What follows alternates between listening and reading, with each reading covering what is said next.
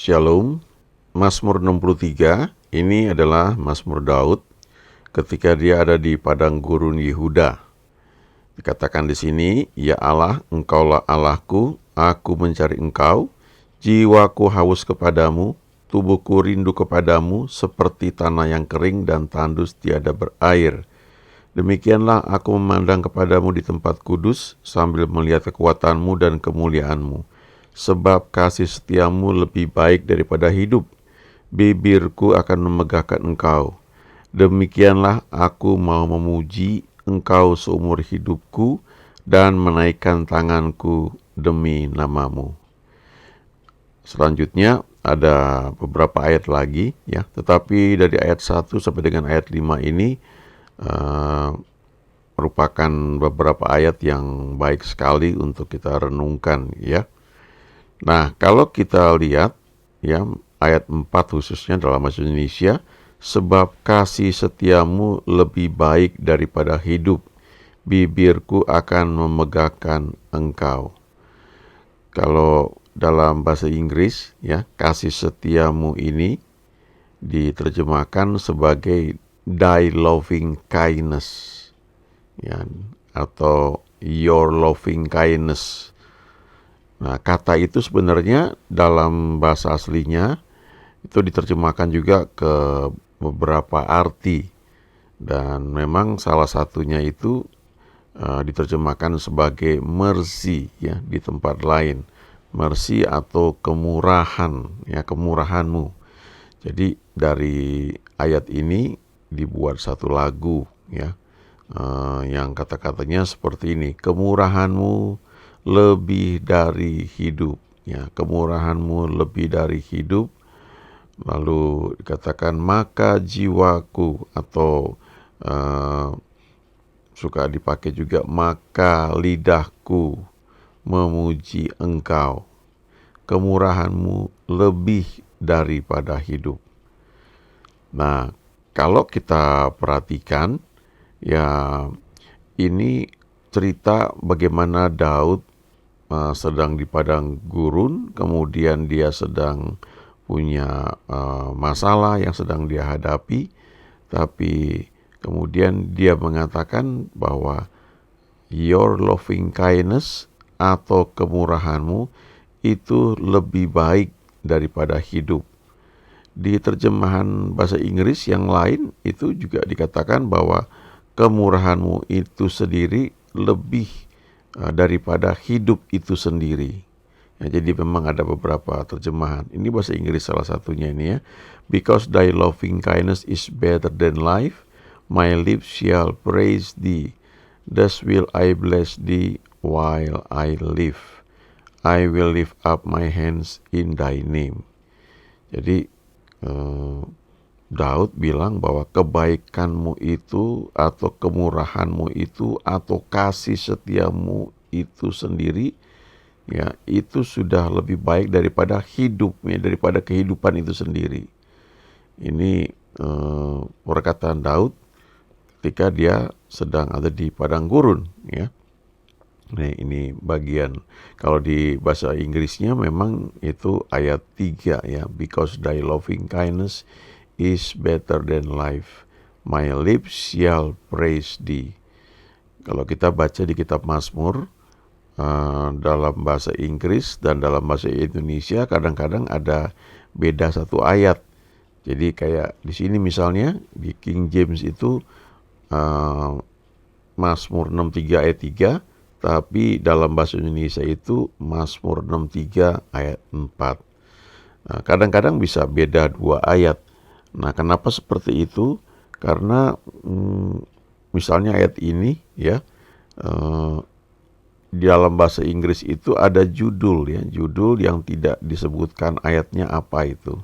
Tapi dalam bahasa Indonesia judul itu masuk kepada ayat ya. Jadi ketika dikatakan Mazmur Daud itu masuk ayat 1 ya.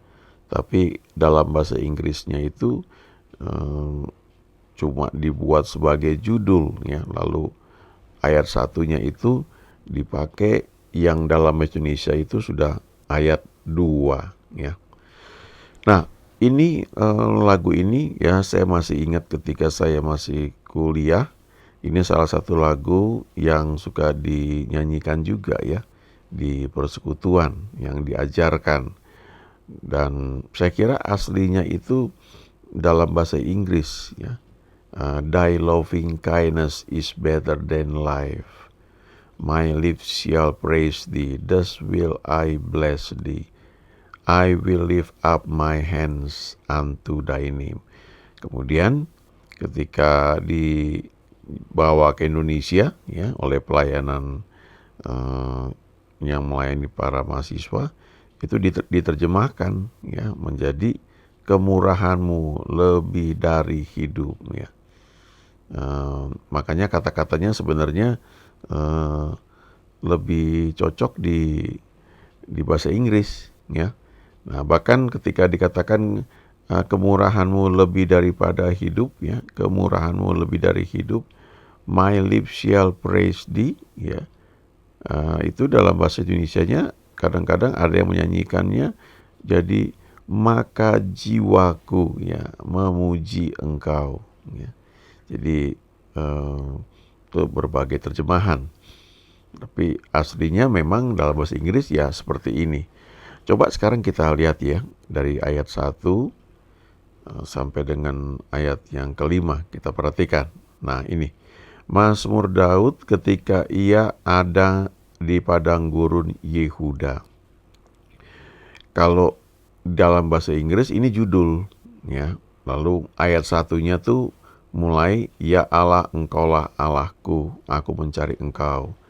Tapi di sini bahasa Indonesia judulnya itu dibuat sebagai dalam ayat diberi ayat nomor jadi ayat 1. Nah, kita lihat ini Mazmur Daud ya. Daud adalah orang yang banyak menuliskan kitab Mazmur, dan apa yang dia tuliskan itu seringkali satu pewahyuan tentang Yesus ya, atau tentang kejadian yang sekarang kita nikmati ya di perjanjian baru. Sehingga ada hamba Tuhan yang mengatakan bahwa Daud ini adalah orang yang hidup di perjanjian lama tapi dengan pewahyuan tentang perjanjian baru ya.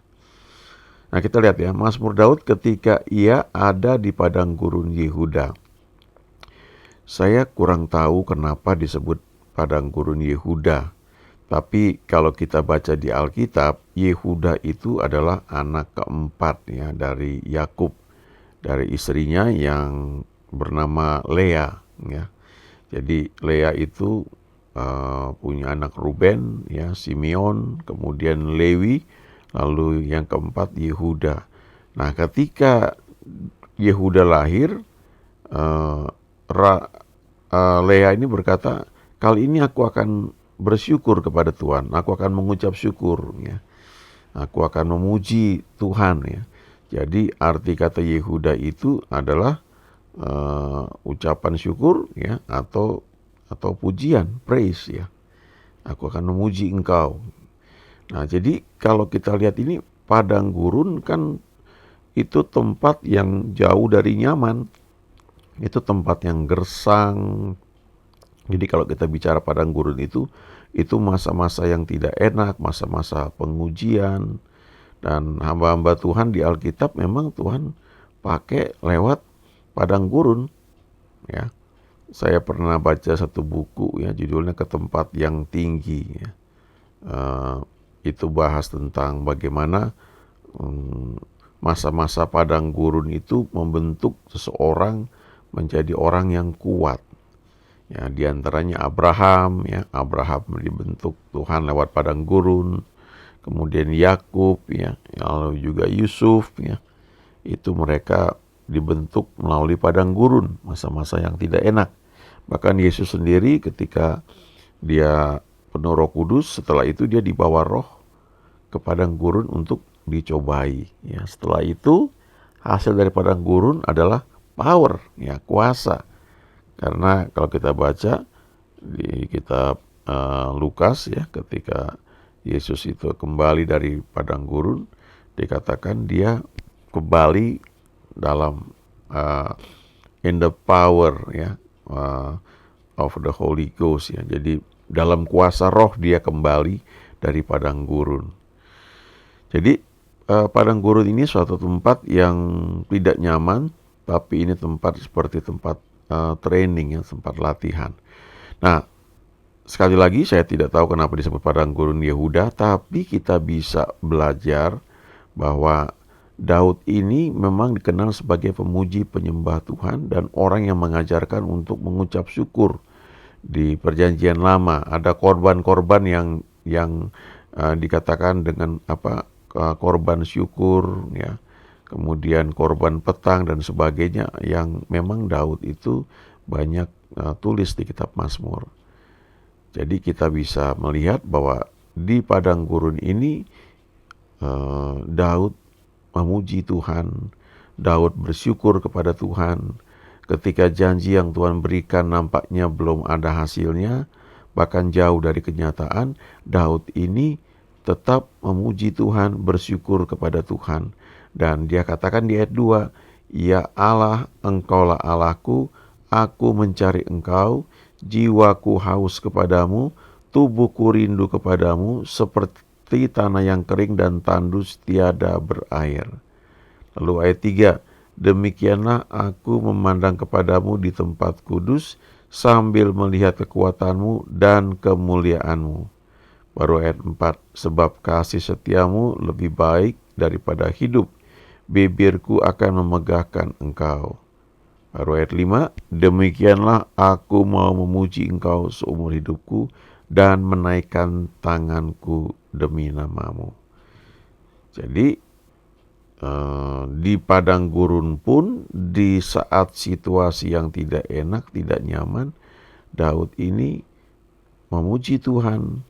Ya, dia bersyukur kepada Tuhan dan dia yang Tuhan cari, ya, Tuhan temukan, ya. Kalau kita baca di Mazmur itu dikatakan begini, "Pernah engkau berkata dalam suatu penglihatan kepada orang-orang yang kau kasihi, aku telah mendapat Daud hambaku." Ya, jadi Tuhan ini mencari orang, ya, lalu dia ketemu dengan Daud, ya, salah satunya gitu. Nah, kenapa dikatakan Tuhan menemukan Daud, ya? Saya percaya Tuhan mencari ya semua orang untuk membangun hubungan dengan Dia. Itu juga terjadi ketika Adam dan Hawa jatuh ke dalam dosa. Di Kejadian pasal 3, maka dikatakan Tuhan mencari mereka. Di manakah engkau? Daud di sini memang dikatakan dia mencari Tuhan. Jiwaku haus kepadamu, ya, dikatakan seperti itu. Tubuhku rindu kepadamu seperti tanah yang kering dan tandus tiada berair. Nah, sementara memang Tuhan mencari orang yang mau membangun hubungan dengan dia, lalu dia ketemu dengan Daud, ya. Itu sebabnya dikatakan di kitab Mazmur, Tuhan bilang sama orang-orang yang dia kasihi, aku sudah ketemu Daud, ya, hambaku. Aku akan mengangkat dia, mengurapi dia, tanganku akan menyertai dia, ya, dan banyak janji Tuhan yang diberikan, ya, di Mazmur tersebut. Jadi kita bisa belajar di sini, ya. Daud pun mengalami banyak hal yang tidak enak, ya. Dia sudah diurapi dari sejak remaja, tapi habis itu nampaknya karirnya nanjak. Ya, ketika dia berhasil mengalahkan Goliat, kemudian dia perang kemanapun berhasil, dia jadi panglima, ya, kemudian dia bekerja pada Saul, bahkan dia jadi mantu raja, ya, dia menikah dengan anaknya Saul. Tapi kemudian pada satu titik ketika wanita-wanita memuji Daud, ya, Saulnya cemburu, ya. Lalu Daud mengalami banyak hal yang sangat tidak enak, ya. Dia mau dibunuh oleh Saul sampai akhirnya dia lari, ya, dia melarikan diri. Nah, itu nampaknya apa yang Tuhan janjikan jauh dari kenyataan, tapi toh Daud tetap memuji Tuhan, dia bersyukur kepada Tuhan. Ya, banyak hal yang bisa kita pelajari ya. Bagaimana ketika kita mungkin bisa saja sudah didoakan ya, sudah mendapatkan janji Tuhan, sudah mendapatkan nubuat dan tanda-tanda bahwa Tuhan akan menjawab apa yang sedang kita doakan, tapi terus sepertinya keadaan itu malah berbeda dengan apa yang kita harapkan. Ya. Daud mengalami hal itu. Ya, bahkan ini orang yang termasuk dari sejak masa mudanya mengalami banyak penolakan. Kalau kita baca Mazmur 51 misalnya ya, waktu Daud jatuh dalam dosa, ketika dia buat pengakuan dia bilang begini, sesungguhnya dalam dosa aku diperanakan. Ya, aku ini anak yang dikandung dalam kesalahan. Ya. Jadi sepertinya Daud ini adalah orang yang kelahirannya itu tidak diharapkan karena mungkin anak haram gitu ya. Setidaknya bapaknya itu kelihatannya menganggap Daud ini bukan anaknya. Ya, itu sebabnya ketika mau pengurapan, ya Samuel datang ke rumah Isai, lalu disuruh panggil semua anak-anaknya. Semua anak-anaknya dipanggil, tapi Daud nggak dipanggil. Ya, jadi Daud seperti nggak dianggap ya. Lalu di bagian lain juga di kitab Mazmur, Daud berkata, sekalipun orang tuaku menolak aku, tapi Tuhan menyambut aku. Ya. Jadi kemungkinan besar dia sudah ditolaknya dari masa kecilnya. Bahkan abang-abangnya juga mengejek dia. Ya. Kamu ngapain kesini ke medan pertempuran? Kamu nakal ya katanya. Itu yang kambing domba 2-3 ekor tuh kamu kemanakan? Gitu ya. Jadi dimarahin juga, dihina juga gitu. Kemudian kalau kita baca juga setelah dia mau kawin ya seperti yang dijanjikan oleh Saul, kalau orang berhasil mengalahkan Goliat akan menjadi menantu raja. Pada faktanya itu nggak terjadi ya awalnya. Malah yang dijanjikan Saul itu dinikahkan dengan orang lain. Ya, ada cerita tersendiri di sini ya kalau kita belajar bahwa Daud kemungkinan mengalami patah hati ya karena seharusnya dia menikah dengan anak Saul ya yang dijanjikan. Tapi kemudian akhirnya orang itu dinikahkan dengan pria lain ya. Walaupun akhirnya Daud menikah juga ya dengan anak Saul yang berikutnya. Jadi ini pengalaman-pengalaman yang tidak nyaman ya yang Daud alami. Tapi toh ketika dikatakan di padang gurun, dia memuji, menyembah Tuhan, dia bersyukur sehingga disebut di sini padang gurun Yehuda ya, padang gurun di mana Daud ini tetap mempercayakan hidupnya kepada Tuhan. Dia memuji, ya mengucap syukur dan butuh waktu untuk kemudian ketika saatnya tiba akhirnya Daud memang diurapi menjadi raja. Dan kita lihat ya Daud dan Saul sama-sama dipilih oleh Tuhan, tapi bedanya Daud itu melalui masa-masa perang ya, masa-masa ketika dia itu dibentuk oleh Tuhan, sementara Saul itu lewat undian ya menjadi raja. Keduanya sama-sama diurapi oleh Nabi Samuel dan keduanya sama-sama memerintah selama 40 tahun. Tetapi kalau Saul itu diurapi dari buli-buli ya berisi minyak, tapi kalau Daud itu diurapi dari tabung tanduk ya. Jadi tempat pengurapannya itu, minyak urapannya itu ditaruh dalam tabung yang dibuat dari tanduknya. Artinya untuk membuat hal itu perlu korban ya. Hewannya itu perlu dibunuh dulu, baru tanduknya diambil sebagai tempat minyak pengurapan. Jadi dari sini secara profetik pun sudah terlihat ya, bahwa pengurapan yang Daud miliki itu juga dilewati dengan berbagai korban dalam kehidupannya. Dan itu membentuk dia, sehingga pada akhirnya ketika Daud menjadi raja itu bukan undian ya, tapi seluruh rakyat itu memilih dia. Ketika Saul itu mati, mereka berkata, "Engkaulah yang selama ini memimpin kami untuk berperang, karena itu engkaulah jadilah raja atas kami." Ya. Kita bisa belajar di sini bahwa Tuhan pada akhirnya memang membuat segala sesuatu menjadi indah pada waktunya. Amin.